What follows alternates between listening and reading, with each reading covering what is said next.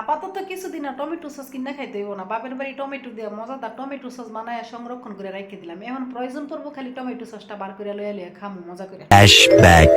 আসসালামু আলাইকুম, সবাই কেমন আছেন? আমরা আলহামদুলিল্লাহ ভালো আছি। এই যে টমেটোগুলো আমার বাপের বাড়ি থেকে আনছিলাম, আর আনার পরে চিন্তা করে দেখলাম এতগুলো টমেটো দিয়ে কি করবো শুধুমাত্র অলসতার কারণে কোনো কিছু করতে পারলাম না। চিন্তা করে দেখলাম টমেটোগুলো নষ্ট হয়ে যাওয়ার আগে একটা কিছু বানায় সংরক্ষণ করে রাখি। তারপরে মাথার মধ্যে এলো টমেটো সসের কথা।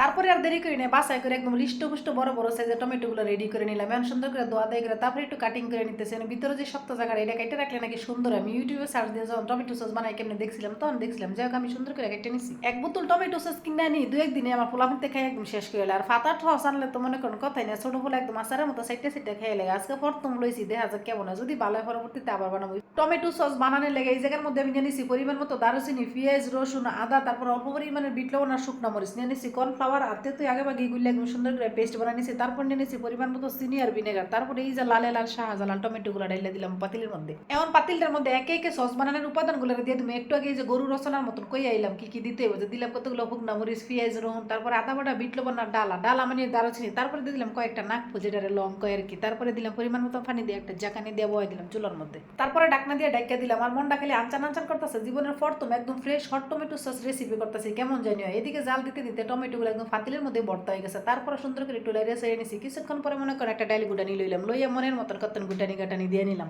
তারপরে টমেটোগুলো সুন্দর করে একদম ডাইল গুটানি দিয়ে গুইটা রেডি করে নিছি। এখন ডিজিটাল একটা চাকনি দিয়ে এই যে সসটির আবার সেকে নিতেছি, মানে বিসিটিসি গুলো সম্পূর্ণ আলাদা করলাম। এই জায়গার মধ্যে অনেকে ব্লেন্ডার ইউজ করছিল, আর আমি ব্লেন্ডার করে কি করবো, যদি হাতের কাছে এলাও যায় ব্লেন্ডারের কি দরকার। আর সবচেয়ে মজার কথা হলো ব্লেন্ডারটা নষ্ট। এদিকে আমার দুই আব্বা জানাইছে আমার কাছে সহযোগিতা করার লেগেছে। আমি দিতে যান কতক্ষণ লাড়া দিতে গেছি, বড় জন অরান হয়ে গেছে, ছোট জন অরান হয়ে গেছে। আমি মা আমার কোনো অরান নাই, কথা হয়েছে আমার কোনো কাজের আগ্রহ জন্মাইল না করা পর্যন্ত আমার কাছে ভালো লাগে। এদিকে মাইপুতারা তিনজনের টমেটোর রসটার একদম চাকাচাকি করে প্রথম ধাপ শেষ করে দ্বিতীয় ধাপ শুরু করে দিলাম। এদিকে মনে করেন দিয়ে দিলাম ওই যে টমেটোর যে রসটা বার করছে এই রসের মধ্যে দিয়ে দিলাম পরিমাণ মতো চিনি আর তেঁতুলের গোলাটা। তারপরে দিয়ে সুন্দর করে একটু লাড়াচাড়া করে নিতেছি।